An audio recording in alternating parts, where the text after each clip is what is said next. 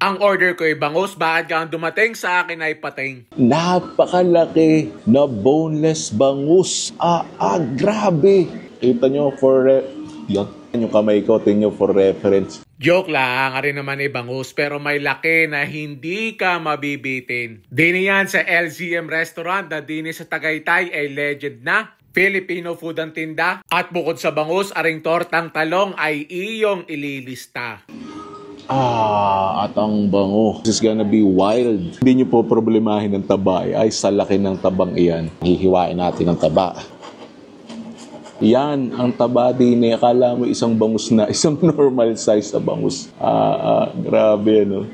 May taba, may balat, may laman. Asbok pa eh. First bite. Thank you, Lord.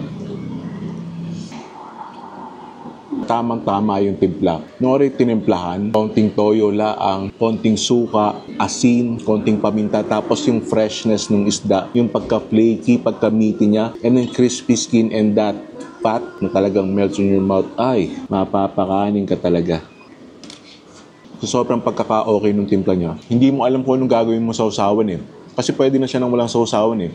Ang sausawan mo ba dito? Suka. Kasi pag suka, yun yung mga maalat na bangus eh. Or toyo kalamansi, yun yung pag maasim na bangus. Perfect na perfect yung combo ng lasa niya. Grabe rin yung yung tortang talong. Tapos yung tortang talong niya, good ratio ng talong saka ng itlog talaga.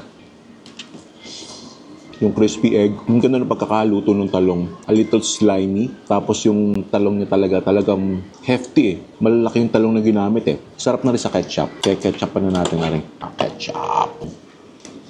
Siyempre, pag Pinoy food trip, kasama na dyan ang sausawan. Naka-decide na ako. Ang gagawin kong sausawan din ay toyo mansi. Kasi kung papipiliin ako ng angat the flavor, ay yun yung asim ng bangus. Yan. Ganun ulit, sama-sama, sausawe. Sasabawan natin ng bulalo. Ay siya, tikme, kung napapaibig!